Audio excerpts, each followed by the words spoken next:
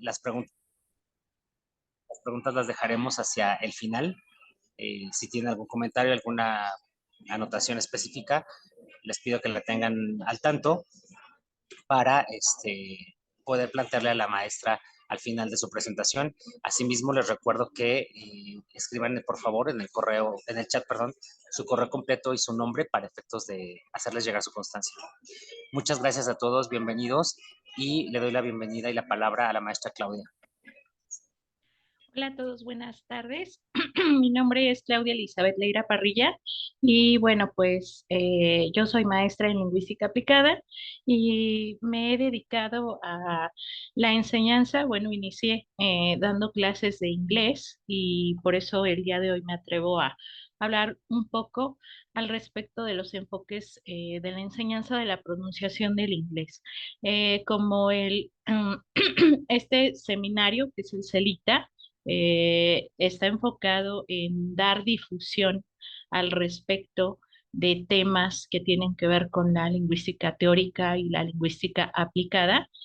El día de hoy, el tema central es la enseñanza de las lenguas, ¿no?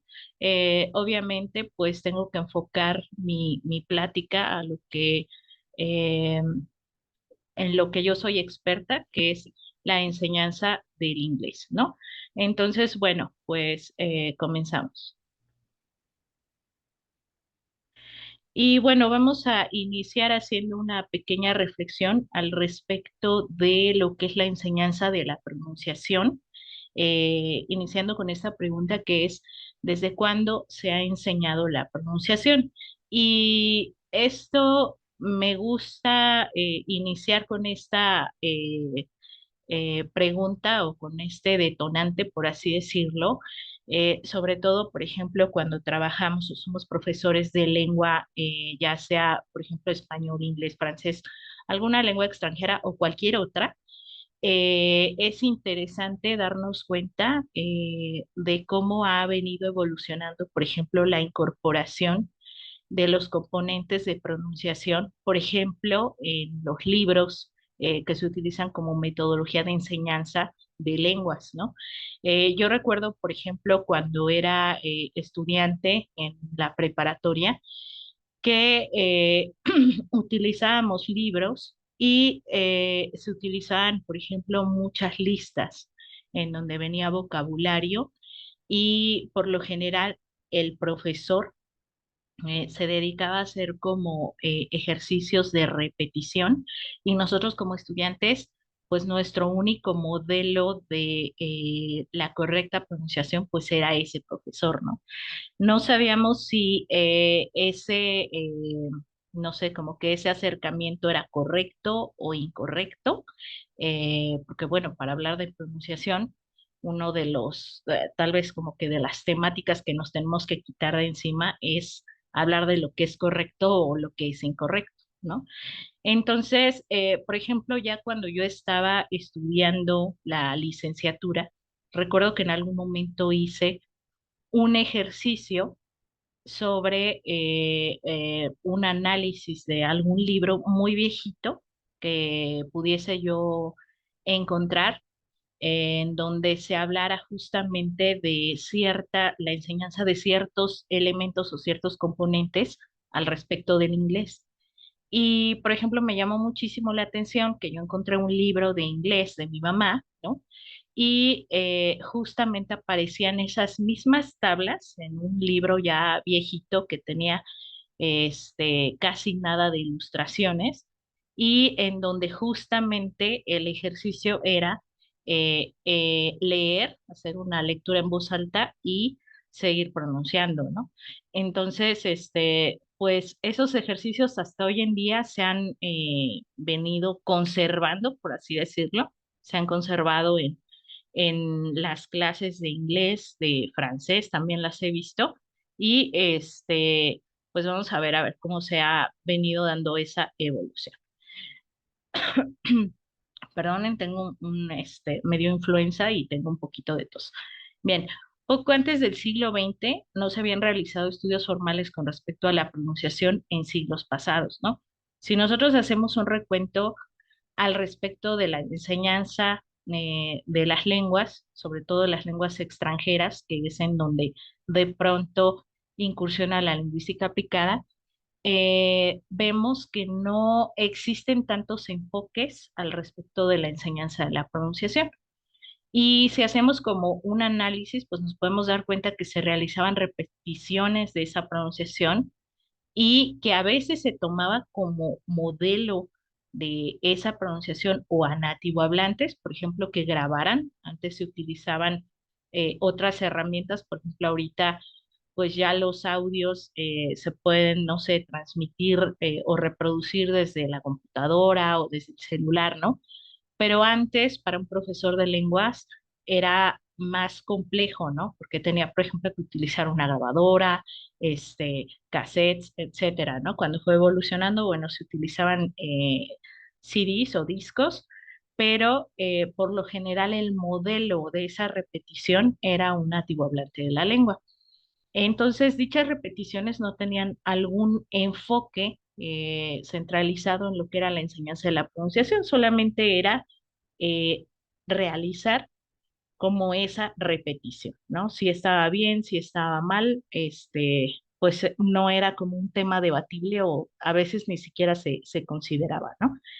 Si nosotros hacemos un esbozo histórico al respecto de los enfoques de la enseñanza de la pronunciación, vamos a encontrar que dentro de lo que son los estudios de lingüística aplicada tenemos dos enfoques.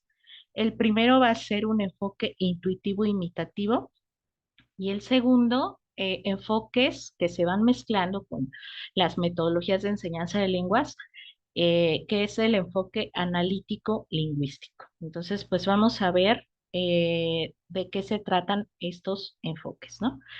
Entonces, bueno, en el primero o los primeros enfoques que son intuitivo-imitativos, pues justamente es eso, eran los que se utilizaban hasta antes del siglo XX y se complementaban con el conocimiento del profesor. ¿Qué quiere decir? Que pues lo que me decía el profesor en el aula era lo que específicamente yo tenía que aplicar, ¿no? Por ejemplo, para poder pronunciar. Entonces, en algún momento, si mi profesor cometía tal vez algún error de pronunciación o se alejaba un poquito de una pronunciación estándar, pues era muy recurrente que el alumno tuviera ese mismo error en su producción, ¿no?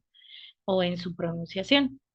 Entonces, ¿cuáles eran como que las estrategias que se pudieron mapear en ese momento? Pues era que se utilizaban las notas en los libros de trabajo, notas que eran más justamente intuitivas, ¿no? No sé si ustedes recuerden, yo me acuerdo mucho cuando empecé a aprender inglés que realizaba como anotaciones a un costado, de pronto cuando tenía alguna duda al respecto de cómo se pronunciaba una palabra, y esas notas eran más bien como lo que yo percibía o cómo era lo que yo percibía que se tenía que hacer a la hora de pronunciar una palabra, ¿no? Entonces, al respecto de lo que era la fonética o cuestiones de simbología y todo eso, pues eran notas que no eran asertivas, ¿no? Incluso hago memoria al respecto de mis profesores en ese momento y justamente también adoptaban esa misma estrategia, ¿no? Realizar, por ejemplo, no sé, ejemplos o acercamientos de lo que les decía su intuición al respecto de la pronunciación. Se realizaban observaciones de los sonidos y era lo que decía que, por ejemplo, en la parte de la imitación, pues a veces incluso, no sé si ustedes recuerdan, pero yo llegué a tener profesores que grababan, por ejemplo, a nativo hablantes, no sé, leyendo algún discurso, algún poema, no sé, con ciertas palabras y se analizaba un poquito a manera de no sé, para imitar justamente eh, cómo es que hacía el movimiento de los labios, la pausa, la entonación, etcétera, ¿no? Entonces, parte también de esos enfoques se basaban o de esa manera de enseñar se basaba en la ortografía de las palabras para poder pronunciarlas, pero pues por ejemplo, en el caso del inglés, sabemos que no necesariamente como escribimos una palabra es como se pronuncia. Entonces, y a la hora de hacer, nosotros sobre todo que somos nativohablantes del español, a la hora de hacer como esa comparación al respecto de los dos sistemas de sonidos, pues vamos a encontrar discrepancias, ¿no?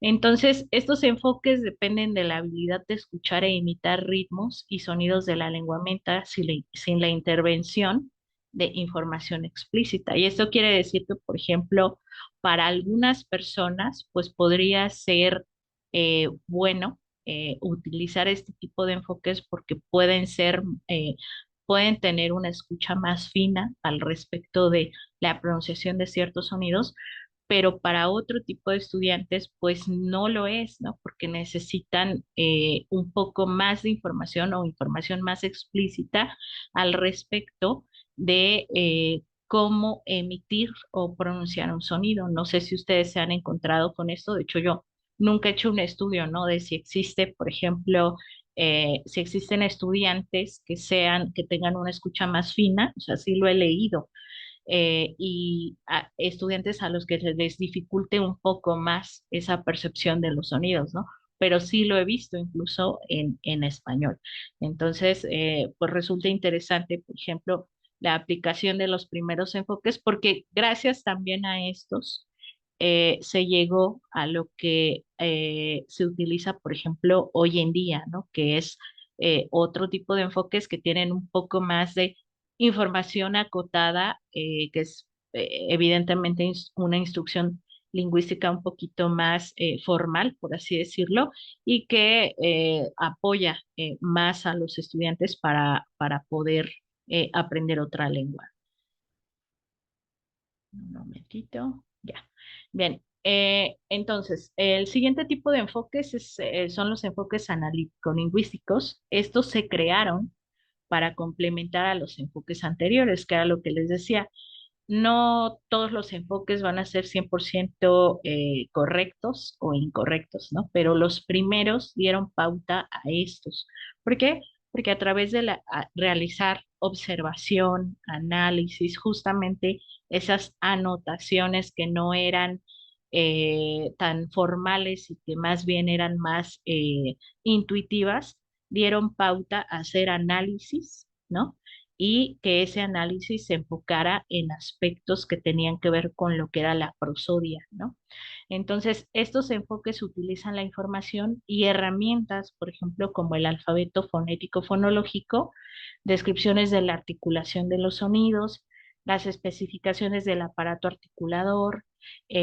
Por ejemplo, también se tiene información contrastiva de los sonidos y otros recursos para complementar el audio, la imitación y la producción. Dichos enfoques resultan ser más explícitos y tienen la finalidad de enseñar los sonidos y el ritmo de la lengua. Entonces, pues si nosotros hacemos como ese esbozo, por así decirlo, histórico y que tenga que ver con la metodología de enseñanza de las lenguas, pues podemos establecer el siguiente cuestionamiento: ¿qué métodos de enseñanza utilizaron la enseñanza de la pronunciación? O sea, si nosotros, por ejemplo, nos formamos como profesores de lenguas, la que sea, ¿no? Nosotros sabemos que históricamente han habido acercamientos metodológicos para poder enseñar una lengua, ¿no? Por ejemplo, de los primeros, pues fue, por ejemplo, la gramática traducción, ¿no? Que era lo que les decía. Se utilizaban tablas de vocabulario en donde, por ejemplo, si yo enseñaba una lengua, pues tenía que traducir, ¿no? Y buscar el equivalente de esa palabra, ¿no? Para yo poder aprender la otra lengua. A veces hacían, no sé, tablas de estructuras en donde se quería encontrar como ese patrón gramatical para poder conformar oraciones, ¿no? En una lengua y en la otra, y se empezaba a establecer como un compartivo al respecto de cómo podía yo traducir una frase de una lengua a otra, ¿no? Entonces, por ejemplo, de 1800 a 1900 se utilizó el método directo, ¿no? Entonces, esta metodología al respecto de la pronunciación, ¿qué era lo que hacía? Si nosotros nos damos cuenta y que era lo que estábamos analizando justamente en este momento, era, ay, perdón, es que se hacía mucha intuición, imitación, repetición, con base en el profesor y sobre todo en grabaciones. De hecho, las grabaciones han sido, creo que, de las herramientas más fructíferas dentro de lo que es la clase de lengua. ¿Por qué? Porque justamente estas grabaciones son las que dan pauta a esa labor de imitación, ¿no? Que creo que del enfoque, de los primeros enfoques es lo que aún se conserva y yo creo que va a ser algo que no se va a eliminar, ¿no? A partir de los 1900 se empezaron a utilizar métodos que eran como más naturalísticos, que tenían que ver, pues, que, por ejemplo, ya no se utilizaba tanto esa rigidez al respecto del uso de la imitación, por ejemplo, de estructuras gramaticales y cuestiones que tenían que ver como que eran más mecánicas, ¿no? Se empezaba como a dar un poco más de libertad en lo que era la enseñanza de las lenguas, pero si nos damos cuenta al respecto del enfoque de la enseñanza de la pronunciación, seguía exactamente igual. O sea, se hacía otra vez intuición, imitación, repetición con base en los drills que daba el profesor, ¿no? Y las grabaciones, sobre todo las grabaciones, por ejemplo, que se utilizaban en los libros que se usan para metodología de enseñanza de lo que eran las lenguas. Si nos damos cuenta, por ejemplo, empieza a haber un avance un poquito más grande al respecto de cómo enseñar una lengua, pero no de cómo enseñar la pronunciación. Para el 77, 1977, viene el TPR, que es el Total Physical Response, que era pues esta metodología en donde prácticamente era más vivencial, ¿no? Todo se tenía que tocar, tenía que ser significativo, etcétera, pero justamente en los avances del enfoque de la enseñanza de la pronunciación no había como una novedad, o sea, seguía siendo más intuitivo, imitativo, de repetición, etcétera. No había como tal una corrección. De hecho, me atrevo a decir que muchas personas que aprendieron una lengua llámese inglés, que aquí en México es como que la que es más, está más en boga, ¿no?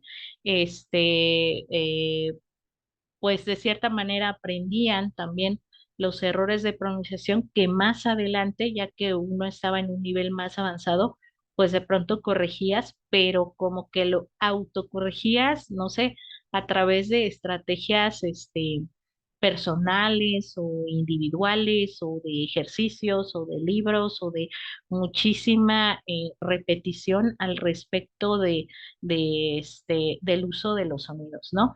Ya para los 80, 1983, otra vez tenemos el enfoque naturalista, en donde, por ejemplo, Krashen empiezan, estos profesores empiezan como que a fomentar la idea de la no corrección desde los niveles básicos. Y esto ellos dicen que genera una mejor pronunciación en niveles avanzados, porque por ejemplo, si nos damos cuenta en como que en las primeras etapas era mucha intuición, imitación y repetición, pero sí había como esa corrección por parte de los profesores para como que para llegar o querer alcanzar esa noción de la pronunciación correcta o la pronunciación del nativo hablante, ¿no? Porque, por ejemplo, uno de los, de cierta manera, no sé si llamarlo tabú, idea, precepto, etcétera, es que alguien que aprende una otra lengua, una segunda lengua, una lengua extranjera, tiene que llegar a alcanzar esa pronunciación como un nativo hablante, ¿no? Entonces, pues vamos a ver si realmente se puede llegar a eso. Este, y también qué es una pronunciación de un nativo hablante, ¿no? Entonces, bueno, previo a esto, en 1890 existió algo en lo que es todos los estudios de lingüística, sobre todo lingüística teórica, en donde se dio algo que se conoce como Reform Movement, ¿no? O el movimiento de reforma. Y este movimiento se dio a raíz de personas que al inicio no estudiaron lingüística como tal, o por ejemplo ahora para nosotros la lingüística es un área de formación, ¿no? Pero estas personas habían estudiado física, lógica, matemáticas, etcétera, ¿no? Y con el paso del tiempo, al querer encontrar una fórmula, por así decirlo, de cómo un algoritmo, de cómo llegar a, no sé, a estructurar eh, como que la lengua universal, por así decirlo, se dieron cuenta que pues no existía, ¿no? Porque todas las lenguas tenían sus particularidades. Entonces, como que naciente de esa búsqueda, se origina este movimiento de reforma en donde tres personas que son muy importantes para la parte de fonética y fonología empezaron a estudiar los sonidos y ellos generaron, por ejemplo, se dieron cuenta que pues las lenguas, todas las lenguas en general, comparten ciertos rasgos que caracterizan a todos los sonidos de las lenguas, ¿no? Y entonces, estas tres personas, que son Henry Sweet, Wilhelm Vietor y Paul Passy, se denominaron como fonólogos y ellos conformaron una asociación, que es la que pues hasta ahora todos conocemos como la Asociación Internacional de Fonética, que inició como que su labor en 1886. En 1890 se da el movimiento de reforma y ellos desarrollan lo que nosotros conocemos como el alfabeto fonético internacional, ¿no? O IPA por sus siglas en inglés. Entonces, bueno, esta es una imagen del alfabeto fonético internacional. Si nos damos cuenta, pues acá tenemos como que la tabla, ya la conocemos, ¿no? Son los puntos de articulación, los lugares de articulación, la manera de articulación, y Vietor, que es el que contribuyó para hacer el triángulo de lo que son las vocales, ¿no? Y bueno, pues vamos a ver cuál fue su contribución de este movimiento de reforma. Evidentemente, pues la contribución mayor que ha tenido para nosotros como lingüistas, tanto teóricos como aplicados, para los profesores, quien se dedica a la enseñanza de las lenguas, pues es el alfabeto como el resultado del establecimiento de la fonética. Y en ese momento se estableció la fonética como una ciencia que estaba dedicada a la descripción y el análisis de los sistemas de los sonidos de todas las lenguas, ¿no? Entonces, dicho alfabeto hizo posible la representación de los sonidos de cualquier lengua de manera visual y asertiva, ya que por primera vez había consistencia entre el símbolo escrito y el sonido representado. Y es que tenemos que recordar que, por ejemplo, pues tenemos un alfabeto que de pronto no le hace justicia a algunas lenguas que son más tonales, ¿no? Y que no tienen, por ejemplo, una representación gráfica de sus sonidos, que esa es, por ejemplo, una de las problemáticas que surgen hoy en día con las lenguas originarias, por ejemplo, en México, ¿no? Que existen algunos sonidos que no se pueden representar y que de pronto, ¿cómo decir? Tipográficamente, ¿no? Pero sí utilizando el alfabeto fonético internacional. Bien, entonces, estos fonólogos llegaron a las siguientes conclusiones después de haber sido docentes de lenguas también por varios años, ¿no? Porque para hacer sus experimentos y para llegar a estas conjeturas, pues hay que destacar que lo más importante es trabajar con estudiantes, hacer mucha observación y evidentemente utilizar la intuición, ¿no? Que es lo que hemos visto hasta ahorita. O sea, los enfoques para enseñar la pronunciación, pues tienen que ver mucho con la intuición y que a raíz de esa intuición e imitación, pues yo puedo hacer un análisis lingüístico de lo que yo estoy observando. ¿no? Entonces, ellos llegaron a lo siguiente, dice, la manera de hablar o de pronunciar se debe enseñar primordialmente. O sea, eso que nos decía, por ejemplo, los enfoques naturalísticos en donde no enseñes pronunciación en niveles básicos, no corrijas, ya después va a llegar a haber una autocorrección, pues se dieron cuenta que no necesariamente funcionaba para todas las personas y que de hecho ellos establecían que era mejor enseñar la pronunciación desde los niveles básicos.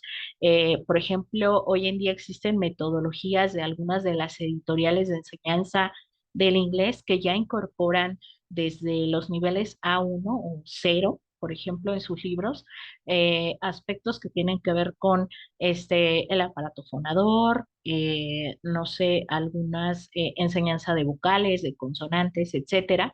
¿Por qué? Porque se dan cuenta que es mejor fomentarlo desde el inicio que esperar a que lleguen a un nivel avanzado para poder corregir, ¿no? La fonética debe ser aplicada a la enseñanza de la lengua. Es decir, siempre tiene que haber un componente en nuestra clase de lengua en donde nosotros, no sé, utilicemos algunos minutos de la clase para poder explicar, por ejemplo, algún sonido que sea, que resulte complejo, ¿no? De hecho, por ejemplo, existe un libro me parece que se llama Teaching American Pronunciation, que al final tiene un apartado en donde se realizó un análisis de los sonidos que resultan ser más difíciles para los hablantes latinos, por ejemplo, al respecto del inglés, y supongo que debe de existir para cualquier otra lengua también. Los profesores deben de tener una formación sólida en la enseñanza de la fonética. Entonces, tan es así que, por ejemplo, cuando nos formamos como profesores de enseñanza de lenguas, de enseñanza del inglés, de enseñanza del francés, italiano, la que sea, pues siempre vamos a tomar una clase o dos o más, ¿no? De lo que es la enseñanza de la fonética y la fonología, ¿no? Primero para nosotros aprender todos los componentes y evidentemente para después tratar de ser, no sé, prescriptivistas al respecto de sugerirle, por ejemplo, a un estudiante que pues en cierto punto detectemos que le cuesta trabajo, no sé, la pronunciación de algunos sonidos, pues algunos ejercicios rescatando siempre los componentes de lo que es el alfabeto fonético internacional y el triángulo de Vietnam, ¿no? Entonces, a los alumnos se les debe entrenar fonéticamente para establecer buenos hábitos de pronunciación desde el inicio. Y creo que, por ejemplo, de las últimas veces que yo di clase en nivel primaria, sí recuerdo que ya existían como algunos ejercicios en niveles básicos en donde, si bien no le voy a decir al alumno, este es un sonido fricativo y bla, bla, bla, sí le puedo decir, mira, cuando tengas estas letras juntas, se pueden pronunciar de esta manera, ¿no? Entonces, tal vez esa enseñanza de los elementos, como decir, teóricos, lingüísticos, pues a alguien que no se dedica a las lenguas, pues tal vez no va a ser tan trascendental para esa persona, pero sí, por ejemplo, la parte práctica, ¿no? Y que eso es en lo que tenemos que poner mucha atención, porque en algún momento yo, por ejemplo, puse un ejercicio de hacer unas transcripciones en el aula y después, años después, encontré que, por ejemplo, una de mis alumnas le ponía a sus alumnos de secundaria a transcribir utilizando el diccionario cuando pues ese ejercicio no iba a ser práctico para ellos porque pues porque ellos no se iban a dedicar a la enseñanza de lenguas, ¿no? Entonces, esos son como los enfoques de pronto que debemos distinguir. Entonces, bueno, pues regresando a la parte histórica para los 40, 50, por ejemplo, al respecto de la metodología de enseñanza de lenguas, tenemos los métodos, por ejemplo, el audiolingual, que se dio muchísimo en Estados Unidos, en donde si nosotros nos damos cuenta, existían ya más enfoques al respecto de la imitación de nativohablantes eh, en la enseñanza o en las metodologías de enseñanza, ¿no? Del inglés sobre todo. Y al respecto de la pronunciación, pues tenemos que la enseñanza de la pronunciación es explícita y se enseña desde un inicio en niveles básicos. Entonces, es a partir de los 40 más o menos en donde ya se empieza a adoptar, por ejemplo, toda la parte de la teoría de lo que es la fonética y la fonología en niveles básicos y se empieza a hacer como una adaptación, obviamente, en estos niveles para poder enseñar pronunciación, ¿no? Y en 1950, 10 años después o más tarde que en Estados Unidos, surge el enfoque oral, que es pues algo similar a lo que es el audiolingüismo en Estados Unidos, ¿no? Pero en Reino Unido. Y aquí se enseña un sonido, la contribución muy importante que tiene Reino Unido con respecto a lo que es la enseñanza de la pronunciación, sobre todo en sus universidades. No sé si ustedes en algún momento han utilizado este libro de English File, New English File y todos esos. Es que, por ejemplo, ellos hicieron esas tablas de sonidos con muñequitos y colores y que son más intuitivos y después desarrollaron una aplicación para poder utilizar y que es buenísima y sigue perdurando. Es que ahora sí ellos aislaban como que un sonido dentro de una palabra o una expresión y los alumnos escuchaban e imitaban. Entonces empiezan a incorporar este tipo de ejercicios que si nos damos cuenta ya para los 50 ya no son tan intuitivo-imitativos, sino que sí tienen esa parte analítica desde la perspectiva de lo que es la lingüística teórica y la lingüística aplicada a lo que es la enseñanza de las lenguas y en específico a la enseñanza de la pronunciación, ¿no? Entonces, por ejemplo, para ese momento podíamos encontrar este tipo de ejercicios que tenemos aquí, o pares mínimos, ¿no? Entonces, tenían, por ejemplo, el sonido, por ejemplo, I, que sabemos que, por ejemplo, en inglés americano se utiliza la Y para representar, por ejemplo, un sonido largo, pero si es británico son los dos puntitos, ¿no? Aquí a un lado. Entonces tenemos I y la corta que es I, ¿no? Entonces teníamos ship, ship, green, green, list, list, meet, meet, did, did, ¿no?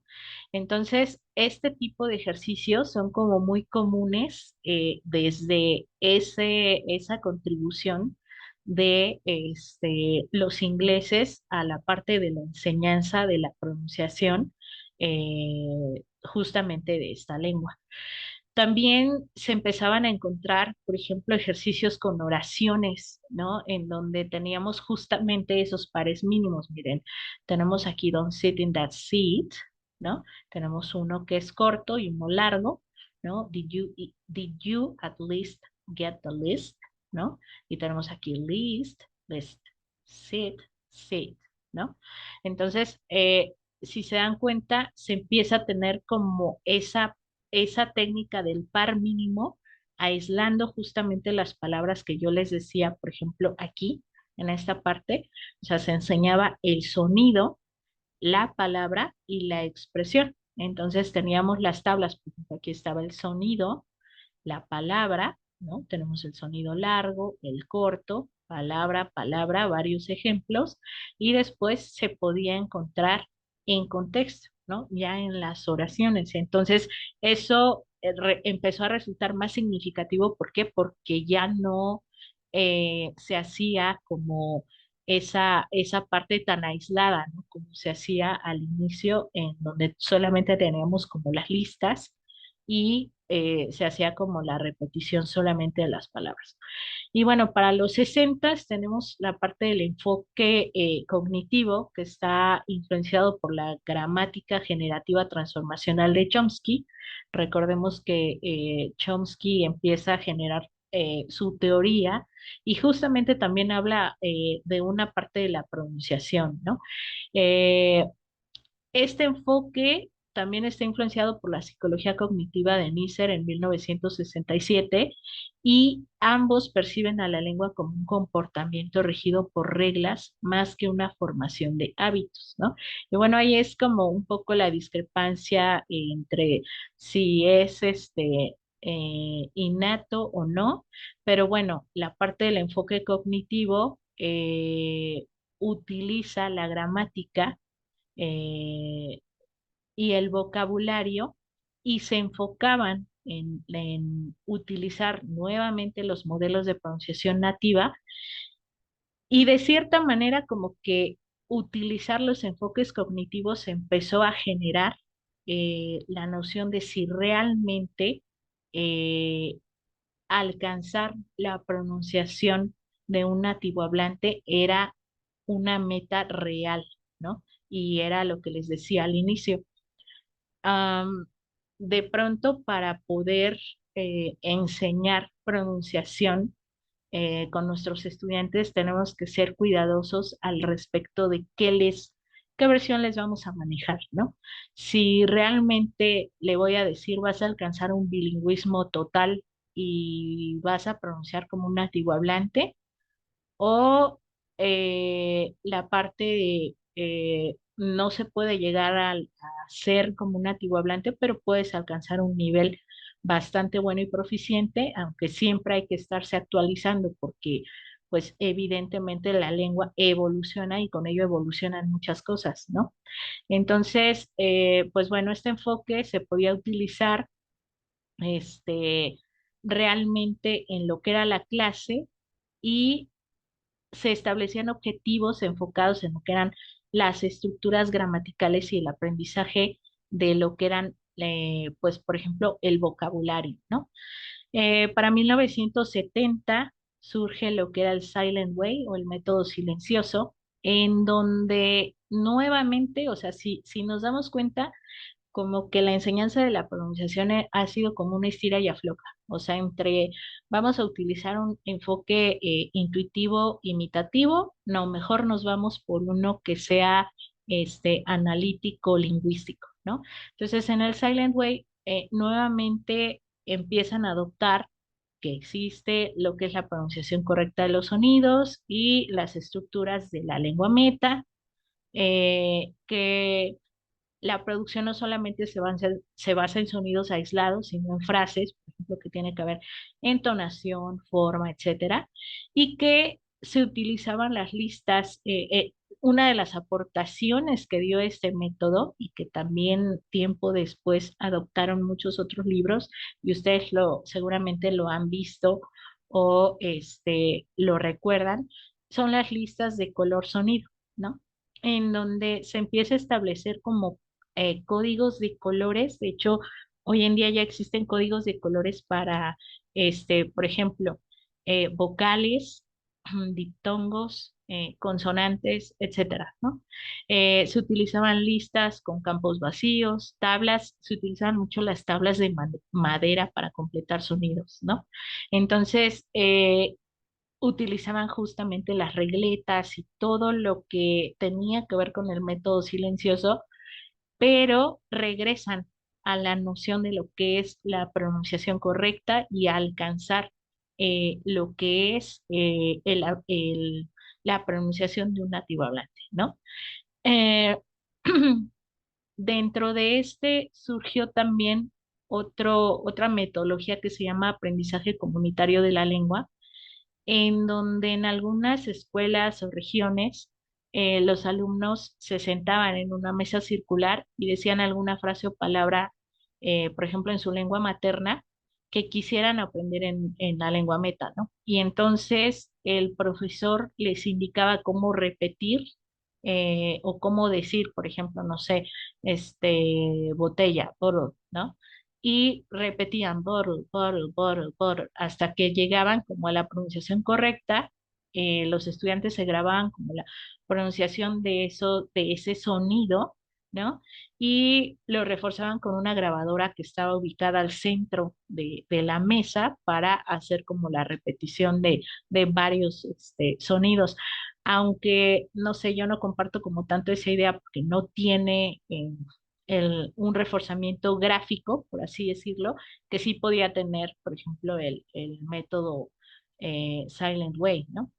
Entonces, al respecto de la enseñanza comunicativa de la lengua o el enfoque comunicativo, que fue el que imperaba en 1980, o sea, regresando como a esta parte y haciendo esa reflexión, el uso de la lengua se establece que el uso de la lengua debe ser parte central del salón de clases, ¿no? Nuevamente, si se dan cuenta, es lo que les decía, es como el estira y afloja. Entonces, desde que ambos enfoques, tanto el empírico y el de la experiencia, indican que existe un nivel de construcción de pronunciación para los no nativos del inglés. Si no se construye bien dicho nivel, tendrán problemas para comunicarse en dicha lengua, sin importar qué tan bueno o elevado sea su dominio de dicha lengua o lenguas. Y esto aplica para, pues de cierta manera, para todas las lenguas, porque al final la propuesta de las listas de sonidos, pues se podría decir que son universales, ¿no? Entonces, un autor que es Morley en 1982 sugiere que deben existir cuatro grupos de aprendices del inglés. Y yo me atrevo a decir que de todas las lenguas, a quienes se les tiene que poner muchísima atención al respecto de la enseñanza de la pronunciación. El primer grupo son los asistentes extranjeros de enseñanza en las universidades, ¿no? Por ejemplo, cuando tenemos asistentes que llegan de otro lugar y de pronto, no sé, a mí me tocó en algún momento recibir asistentes de Inglaterra, pero eran de las zonas de las orillas, ¿no? No era como el acento que venía en el libro, británico, ¿no? Y entonces de pronto había como una discrepancia de los sonidos, ¿no? Imagínense, por ejemplo, a alguien que vaya de Irlanda, que tiene una pronunciación bastante marcada y no es un inglés estándar. No quiero decir que sea malo, pero en niveles básicos, por ejemplo, podría llegar a confundir a los estudiantes, ¿no? Entonces siempre hay que establecer esa regla para quien se desempeñe como profesor de lenguas, que pues si por ejemplo eres extranjero, pues en ciertos niveles podrías o deberías tener que utilizar, por ejemplo, una pronunciación estándar para poder potencializar la parte de producción o de pronunciación de tus estudiantes, ¿no? Los técnicos y empleados de empresas extranjeras, que son los que de pronto tienen un contacto lingüístico al respecto de, por ejemplo, del uso del inglés, ¿no?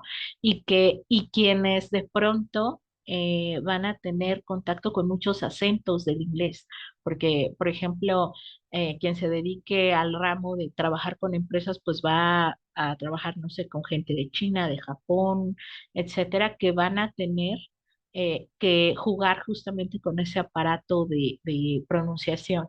Gente de negocios de índole internacional, que surge justamente lo mismo, trabajar la parte de los acentos. Refugiados, ¿no? En algún momento tuve un acercamiento con una colega que está enseñando francés en la zona de refugiados en Francia, y justamente decía que lo más difícil para ella fue adaptarse al sistema de pronunciación de gente que no era, ¿cómo decir?, nativo hablante del francés, y sobre todo usar el francés estándar, ¿no? Entonces, pues, de cierta manera como profesores tenemos que generar esa sensibilidad en lo que es la enseñanza de los sonidos, y pues justamente regreso a lo mismo, ¿no? O sea, de pronto quitarnos ese estigma de decir que existe como una pronunciación correcta, una pronunciación única, etcétera, este, que a la que tienen que llegar, ¿no? Y que si llegas a un nivel avanzado, prácticamente tu pronunciación va a ser como la más correcta, cuando pues sabemos que incluso también nosotros, con nuestro bagaje cultural y el aprendizaje de nuestra lengua, las características, no sé, geográficas de donde venimos y así, pues también van a tener cierta incidencia en la manera en que vamos a pronunciar una lengua extranjera, ¿no? Y además agrega dos grupos más de personas que son justamente los que deben ser así como que punta de lanza para nosotros, ¿no?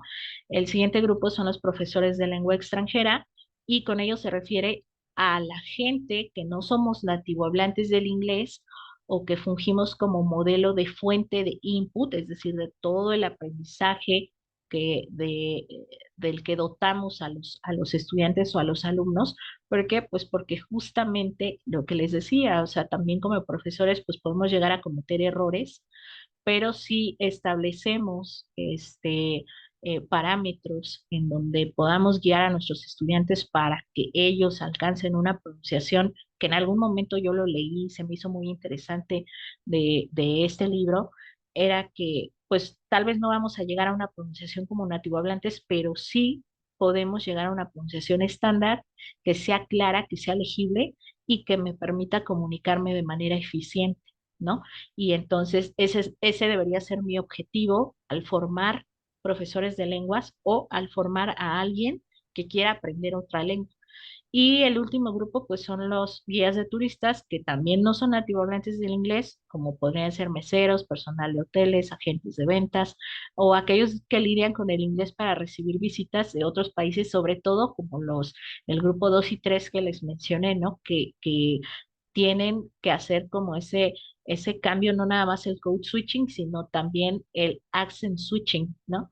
Este, estar percibiendo entonación, velocidad, etcétera, de hablantes que no tienen al inglés como una lengua nativa o lengua materna. Entonces, lo que les decía, a pesar de que se considera que nunca se alcanzará un nivel de nativo hablante, es importante superar el nivel de construcción de la pronunciación, pues eso ocasionará que la persona que está aprendiendo inglés no tenga problemas de comunicación en un futuro, y me atrevo a decir que en cualquier otra lengua, ¿no? Entonces, en el enfoque comunicativo de la lengua o CLT, los métodos de enseñanza de la pronunciación son escuchar e imitar, el entrenamiento en fonética, ejercicios de pares mínimos, usos de pares mínimos en contexto y cadenas de oraciones, ¿no? Por ejemplo, aquí tenemos un ejemplo de blacksmith y ahí tenemos la opción A, hits or hits the horseshoe, ¿no? Y entonces nosotros podemos de pronto utilizar ejercicios que sean multifuncionales, ¿no? Podría yo ver una parte de gramática en el vocabulario, pero también al respecto de la pronunciación. Y entonces yo puedo como que atacar varios elementos de enseñanza de la lengua en el aula, ¿no? También se utilizan apoyo visual de listas con colores, que era lo que les decía, los pares de colores. Se utilizan refranes y que estos son bastante divertidos. A mí me han funcionado bastante bien, sobre todo cuando trabajo la parte de enseñanza de fonética y fonología, ejercicios de aproximación de desarrollo de habilidades. Por ejemplo, de distinción de sonidos, ¿no? De pronto que yo pueda tener algún sonido que pudiese ser más difícil de pronunciar para alguien, no sé, que es del sur de México, ¿no? ¿Por qué? Porque tiene una característica de entonación específica, ¿no? Entonces, o por ejemplo, aquí tenemos un par que sería difícil para alguien que habla chino o japonés o coreano, ¿no? Wet versus red, ¿no?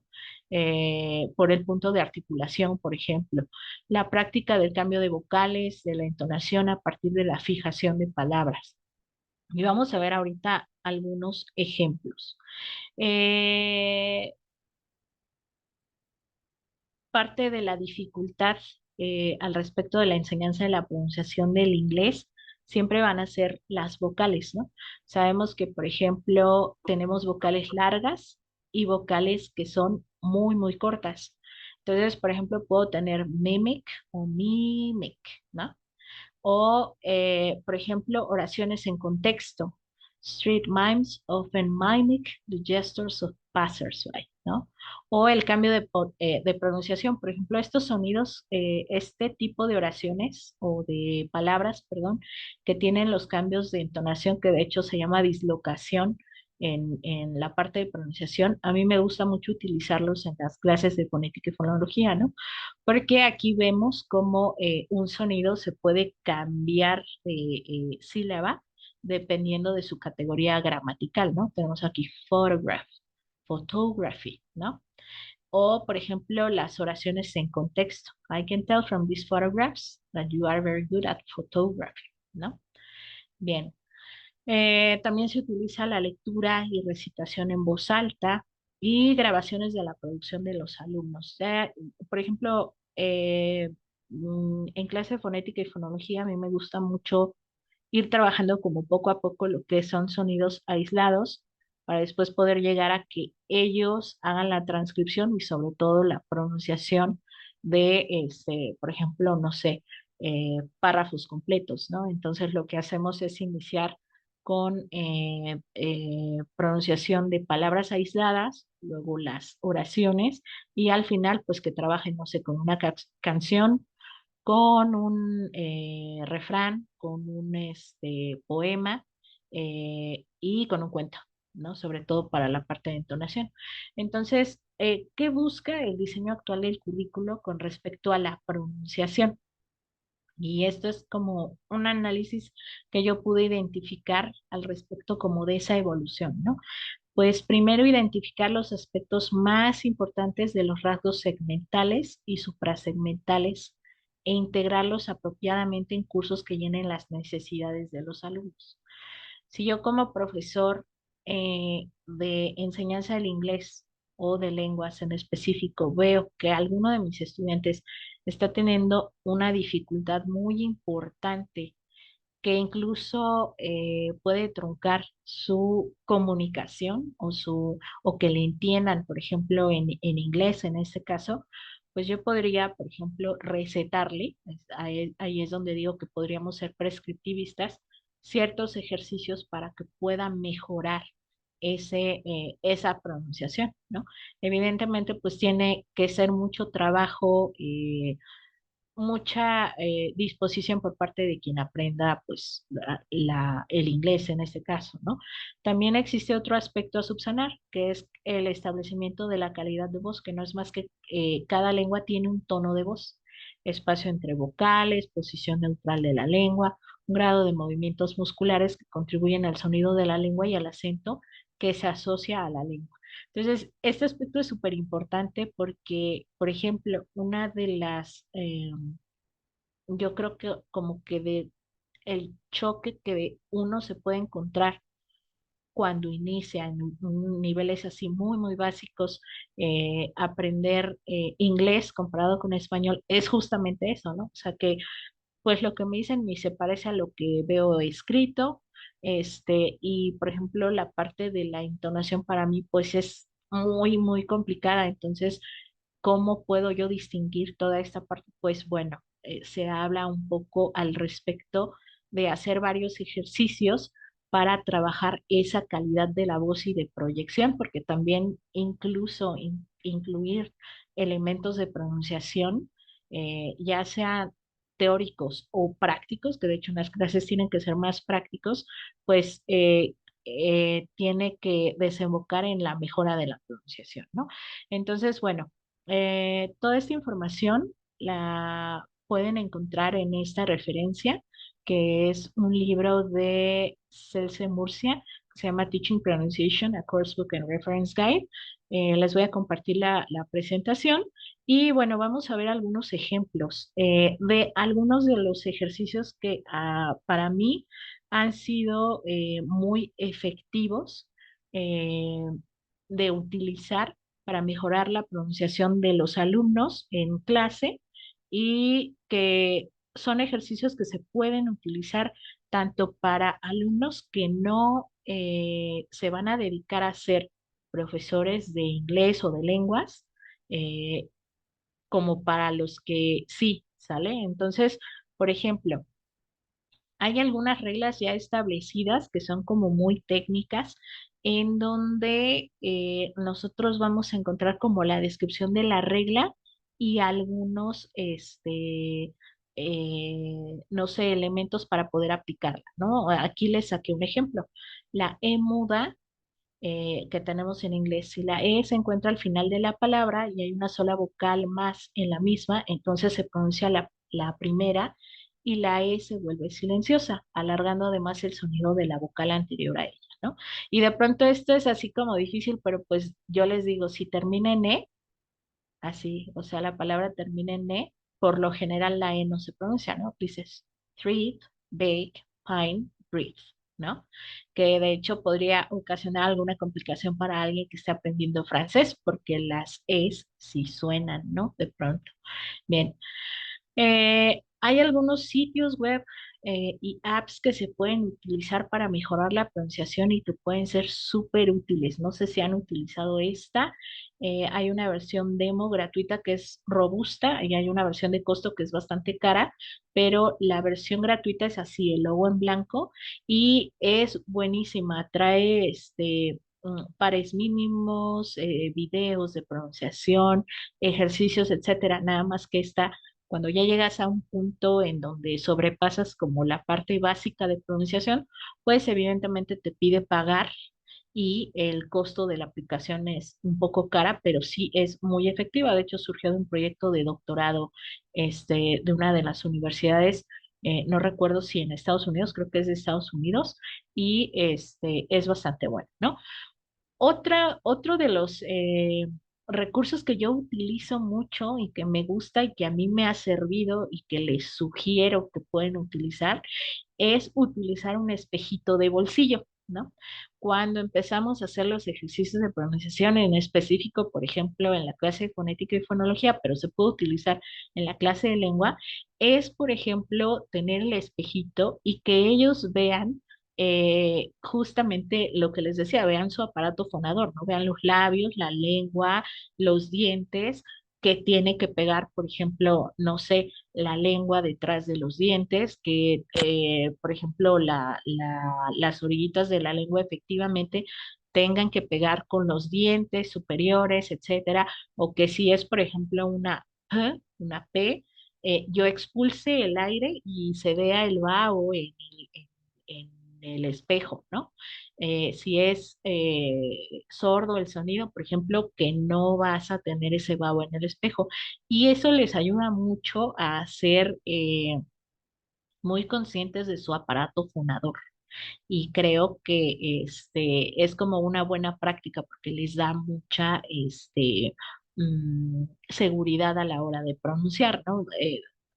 Después de eso, por ejemplo, ese tipo de ejercicios, yo les pedía que se grabaran y que de pronto me mandaran sus grabaciones de los sonidos, ¿no? Para ver realmente que estaban haciendo su práctica de sonido.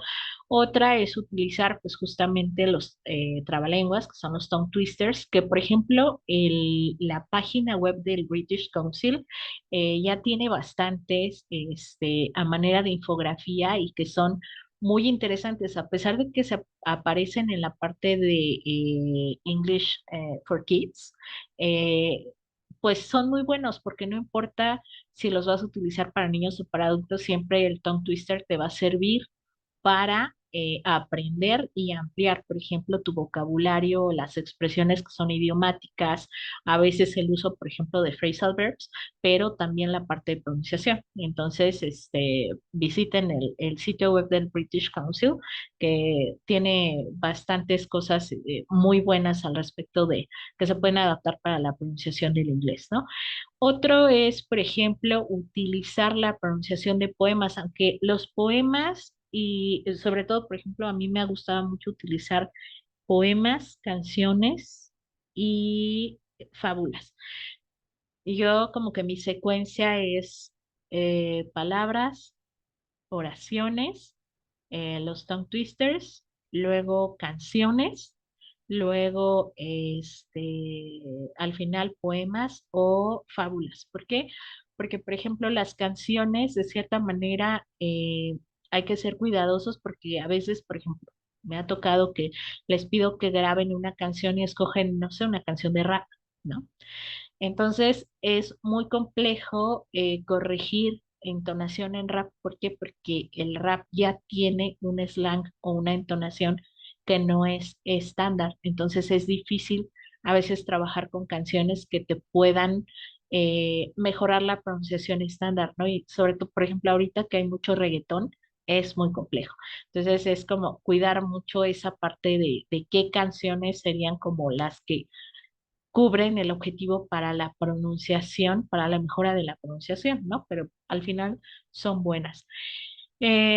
Los poemas y los las fábulas que les decía, a mí me gustan mucho, sobre todo trabajar ya en los últimos aspectos, que son los supersegmentales, porque puedes trabajar entonación. Entonces, el que los pongas a leer un cuento con la entonación es bastante bueno porque ellos pueden, además de trabajar la parte de la pronunciación de los rasgos aislados, que son consonantes, vocales, luego los clusters y así, pues puedes trabajar, por ejemplo, la parte de entonación, aleación de sonidos, etcétera, pero esos pues ya van al final, ¿no?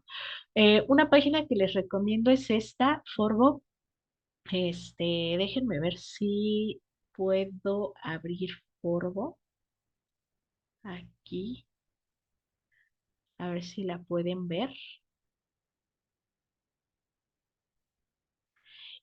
Forvo es un diccionario, sí, es como un diccionario, ¿no? Pero vamos a poner una palabra que lo que hace es enfocarse, por ejemplo, en la pronunciación de cierta palabra. Obviamente es como la pronunciación estándar, tiene varias lenguas, ¿no? Aquí las pueden ver, chino, danés, irlandés, etcétera. Pero lo que hace es darnos la pronunciación de esa palabra como en estándar y luego cómo aparece, por ejemplo, con alguna otra palabra, ¿no?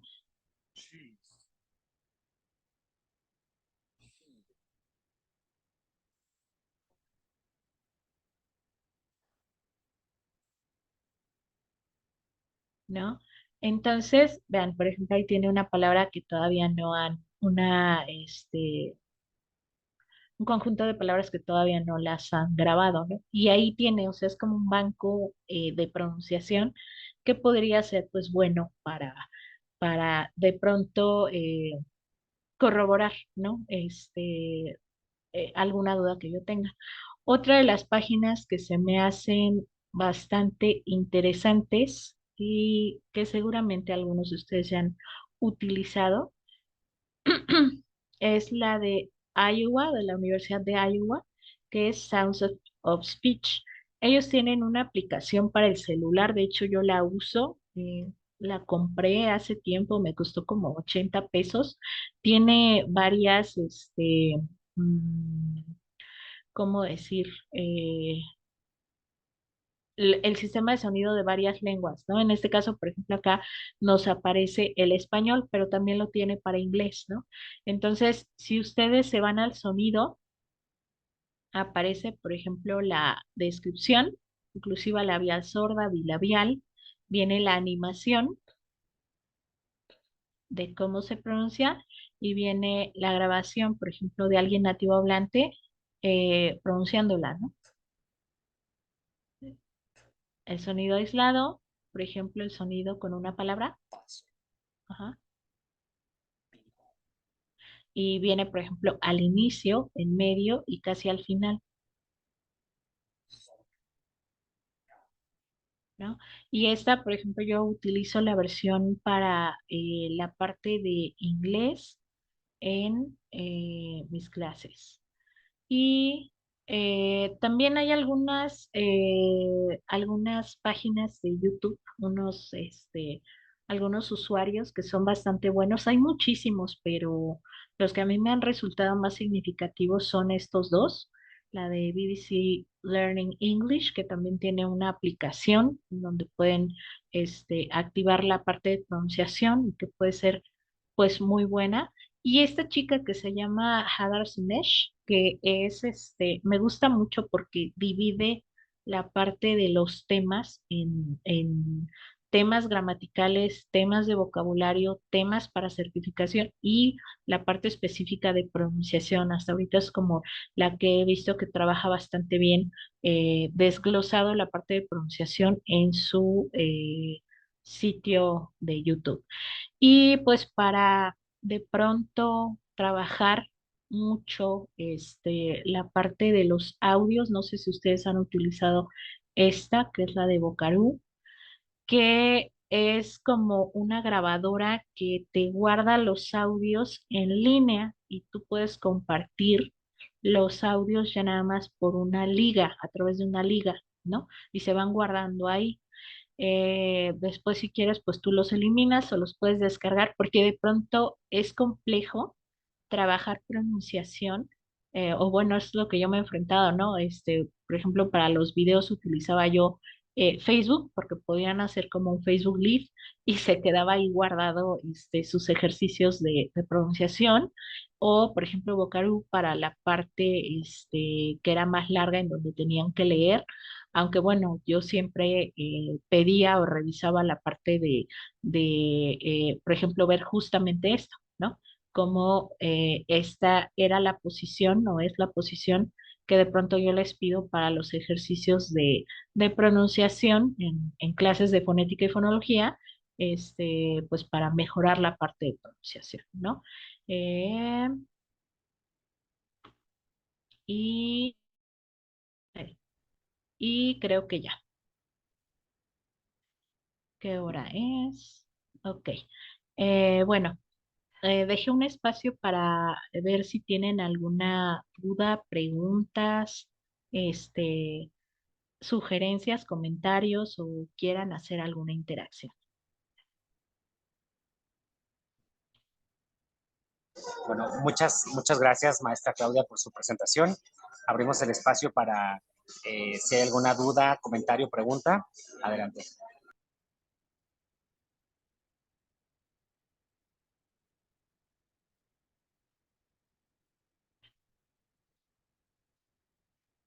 También pueden hacer recomendaciones si tienen alguna otra eh, herramienta que les sea útil a ustedes. También sería bueno compartirla así. Creo que Alexander Paredes. Ujú. Sí, Sí, ¿cómo está, maestra? Muchas Hola. gracias. ¿Me podría poner nuevamente la primera página que compartió? Ah, Porque no sí. la pude anotar. Y también, Ah, bueno, claro eso que en el sí. caso de las canciones, sí. eh, bueno, yo también con los dicto los cursos me pregunto mucho por canciones para escuchar mayormente. Bueno, yo soy muy romántico, entonces siempre les hago escuchar canciones románticas, lentas, porque como que tienen una mejor dicción que las canciones pues actuales, no diga que son, no, yo no quiero decir que son malas, pero como que este tipo de canciones, sobre todo las de los 80 90 como que se entienden más, no y tienen mayor dicción. No sé si está bien. Esa, sí, justo esa parte. Sí, les voy a compartir Gracias. las ligas en el chat. Sí, de hecho, alguna vez cuando yo estaba iniciando la licenciatura tenía una profesora que nos llevaba muchas canciones de así como grupos viejitos como de Chicago y así, y yo decía, ay, la profesora como que ya están viejitas sus rolas, ¿no? Y yo como que me quedaba con esa idea, ¿no? Pero ahora que lo pienso, como que regreso y digo, no, es que aparte de que eran clásicas y buenas, creo que sí era muy importante porque cuidaba mucho esa parte de como que para nosotros existiera el acercamiento a lo que yo comentaba, ¿no? La pronunciación estándar. Ujú, Eh, en algún momento, no sé si ustedes han escuchado algunas de las canciones de YouTube, ¿no? Que ya es una banda viejilla sí, claro. de rock, ¿no? Que, por ejemplo, cuando cantan, su pronunciación es muy estándar, ¿no? Pero si, por ejemplo, escucha a alguien alguna entrevista que le hagan a Bono, su pronunciación o su dicción, por así decirlo, cambia completamente, ¿no? Entonces, pues es justamente por eso, por la parte del acercamiento a esa noción como de, por ejemplo, en la empresa musical o en el ámbito musical, pues muchos de los grupos tienen que estandarizar, porque si no, pues también como que sus ventas y todo eso serían diferentes. Claro, o como en el Ujú. caso de Adele también, ¿no? Que ella tiene Así es. una pronunciación muy particular cuando habla y es bastante difícil de entender, pero sus canciones sí, pues tienen una dicción estándar, ¿no? Una pronunciación estándar. Así es. Sí, y de hecho, no sé, algunas veces yo he tratado como de utilizar algunas canciones como para hacer adaptación, no sé, de vocabulario, estructuras gramaticales, pero justamente jugando con los tipos de ejercicios que les ponía, que sugiere este libro, ¿no? Por ejemplo, el cambio de entonación o, no sé, revisar cierto vocabulario o los pares mínimos que podrían ser, complejos. Les voy a poner el nombre de un libro que se llama Teaching American Pronunciation. Y en este viene sonidos difíciles Mm. para latinos. Hay un apartado y para varias nacionalidades y viene como un apartado en donde ya se trabaja como que cada sonido que resulta pues súper, súper complejo, ¿no? Por ejemplo, en inglés, el ed al final es muy, muy arduo para los niveles básicos, ¿no? Y vienen varios ejercicios, por ejemplo, para ese, o por ejemplo, el sonido de la que es eh, la z y la z, ¿no? Que son bastante complejos. Viene así como que un apartado de ejercicios para que lo revisen y ese libro puedo asegurar que en FESA Catlán sí lo tiene. Ujú.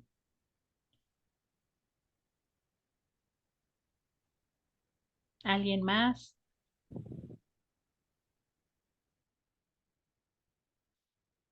¿Alguien más? Muchas gracias, Alexander. ¿Alguien más quisiera hacer alguna observación, alguna pregunta?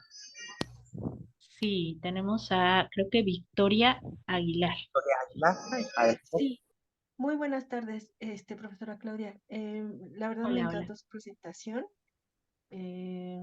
muy productiva para mí. Ujú. Nada más tengo una pregunta. Eh, yo entiendo que en cuanto hablamos de pronunciación es un todo, ¿no? Tanto el producto, o sea, ya lanzar las palabras lo más correctas posibles, pero también el aspecto de la percepción para poder producir. ¿De qué manera se puede, cuál es la mejor manera para trabajar esa percepción? Yo creo que yo también me he cuestionado eso por mucho tiempo, ¿no? Y sobre todo no sé, como que esa pregunta me surge a raíz de que he tenido alumnos a los que les cuesta demasiado trabajo la parte de la pronunciación, ¿no? Entonces yo creo que tiene mucho que ver a veces con el como que ya el conocimiento previo que tienen, porque también hay que ser un poco nobles con nosotros mismos, ¿no? Depende en qué momento nosotros recibimos a los estudiantes. Digo, lo ideal sería recibir a un estudiante como tabula rasa y que nosotros podamos como que formarlo, ¿no? Y ir trabajando muchas cosas, pero pues la realidad es que en México, pues los chavos con los que trabajamos o los chicos con los que trabajamos, pues a veces ya traen conocimiento previo y que a veces pues uno no sabe si ese conocimiento, ojalá y no me la piden por esto, fue bien enseñado o utilizó una buena estrategia, ¿no? Entonces, a veces es como que invitar mucho a la parte de ser reflexivos, creo que algo a lo que nos enfrentamos mucho los profesores, sobre todo en las clases de lengua, es que a los chicos les falta mucho ser muy autorreflexivos, ¿no? Por eso, por ejemplo, cuando yo trabajo fonética y fonología, me gusta mucho que se graben para que se vean y se perciban. Y al uno revisar su propia grabación, uno puede hacer como ese ejercicio de reflexión, chin, me equivoqué en esto, hice esto, no sé, o sea, tratar como de verificar justamente ese, esa autorrevisión. Creo que también es otro aspecto que se debe de trabajar mucho, sobre todo los que aprendemos lenguas, ¿no? Que tenemos que ser autorreflexivos y autocríticos. Muchas gracias. Sí. Creo que me aparece alguien que aparece su correo, Vivence 10. Sí, soy yo. Hola. Eh, yo a mis alumnos para precisamente despertar esa, bueno, el involucrarse en los temas que estamos viendo y todo esto, pues sí tocó algunas cuestiones personales. Por ejemplo, el Día de Muertos hablamos de las personas que ya no están y cositas por el estilo. Entonces, eh, pues en cuestión de poemas, a mí me gustaría saber cuáles pudieran ser adecuados para chicos de la preparatoria o nivel medio superior, que pudieran ser funcionales para ellos y empezar a trabajar sobre eso. Hay un libro chiquito, Ujú. se llama Amelia Vidilia, así, ahí les puse ahorita en el Ah, chat. sí, sí, sí. Ah, Es un set de libros, son como unos 10 libros que hablan mucho de la parte de la pragmática y la semántica del inglés, ¿no? Es de una mucama que como que juega mucho con la parte del significado en inglés, ¿no? Y es súper divertido porque este, como que tiene muchos embrollos, ¿no? En las historias, entonces se puede trabajar la parte del significado y la parte de la pronunciación. A mí es, también me gusta mucho trabajar todo lo que son las fábulas porque son universales. Como la fábula viene ya como de no sé, acercamiento, pues no sé, como que de una cultura general, por así decirlo, se puede trabajar a ajá, la fábula en inglés y pues se puede explotar desde vocabulario, construcciones gramaticales, la pronunciación, etcétera, y puede funcionar bastante bien, incluso para, no sé, fomentar cuestiones humanistas, valores, etcétera, en el aula y para chicos de prepa, pues podría servir bastante bien. de acuerdo. Gracias. Sí, gracias. Muchas Y gracias. Hay una, Gloria de la Garza. sí, perdón, antes hay una pregunta en el chat. Ah, Preguntaban ok. sobre el uso de trabalenguas. Sí, no sé si en la desconexión de la participante sí se mencionó que las trabalenguas eran una parte importante para la pronunciación. Sí, de Y, hecho vimos un recurso que les decía que era el de las infografías que está utilizando el British Council. Échenle un vistacito a la página, porque están sacando muchas infografías con tongue twisters, que es justamente los trabalenguas, y son gráficos y son cortos, y pues se puede igual trabajar la parte de vocabulario, la parte de phrasal verbs, de expresiones idiomáticas y la pronunciación. ok, se respondió ahí. Y con la última intervención de la maestra Gloria de la Garza. Ay, no la escuchamos, maestra. Ajá.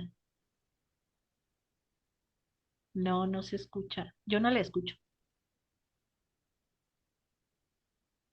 Igual y pruebe como subiendo el volumen de su computadora Luego tiene un botoncito ahí que bloquea el sonido. A ver, déjenme ver si puedo.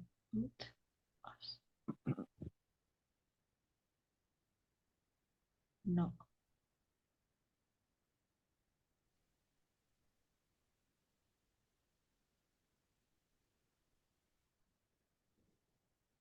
A ver, reactive su micrófono otra vez. A ver si ya. A ver, ahí está. No. No, no le escucho.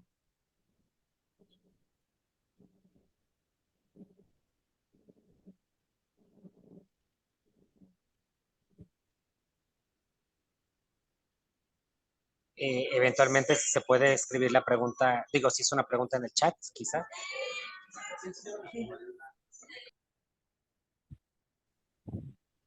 No, y ya aparece el micrófono como activado, pero no, no la escucho.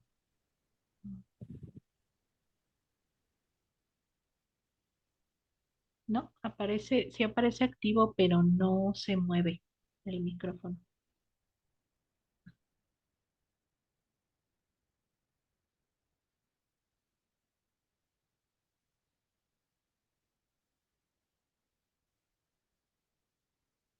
Sí, el micrófono sí aparece activo, pero no sé por qué no se mueve. Aquí se ve y no, como que no cambia de colorcito.